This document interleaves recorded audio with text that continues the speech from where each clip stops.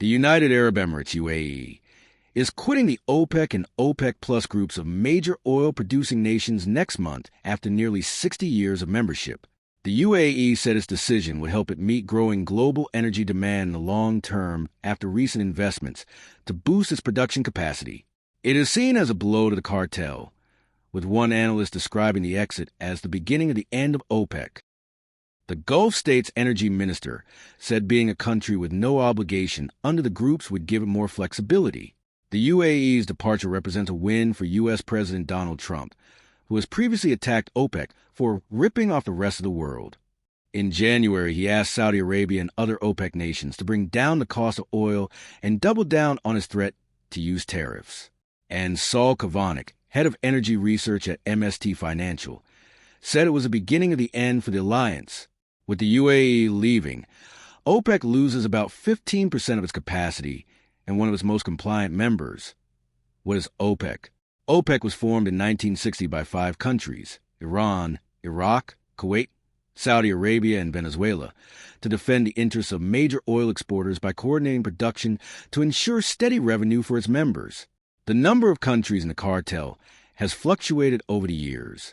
In addition to 5 founding members, it also includes Algeria, Equatorial Guinea, Gabon, Libya, Nigeria, and the Republic of the Congo. The UAE joined in 1967, and its departure will leave the cartel with 11 members. There are an additional 10 non-OPEC members in the wider OPEC Plus alliance. The UAE's decision came as the World Bank warned the war in the Middle East has caused the biggest loss of oil supply on record. Energy prices will rise by about a quarter on average as a result this year, it said, while it could take 6 months for shipping through the Key Strait of Hormuz to return to pre-war levels.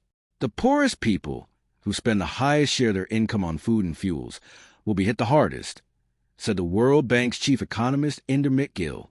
The UAE's decision to leave OPEC will not have an immediate impact on global energy supply due to the ongoing closure of the Strait of Hormuz, but could lead to a longer-term boost in output. The country has invested heavily in boosting its production capacity and has wanted for a long time to pump more oil, economists said.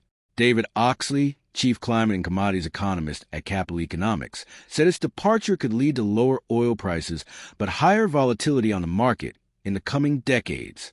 He added that while the UAE is small, the implications could be major if other member states leave, or countries such as Russia and Saudi Arabia decide to ramp up production as a result.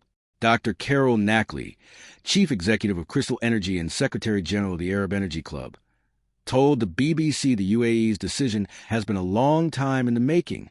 Abu Dhabi has pursued ambitious production capacity growth, yet often felt constrained by group quotas, especially amid uneven compliance by some members, she said. Nackley added that Iran's actions as an OPEC member were likely to have reinforced the UAE's decision. According to the latest figures from OPEC, the UAE produced 2.9 million barrels of oil a day in 2024. Saudi Arabia, OPEC's de facto leader, produced 9 million barrels of oil. Saudi Arabia will struggle to keep the rest of OPEC together and effectively have to do most of the heavy lifting regarding internal compliance and market management on its own, Kavonic said, adding other OPEC members could follow suit. This presents a fundamental geopolitical reshaping of the Middle East and oil markets. He added,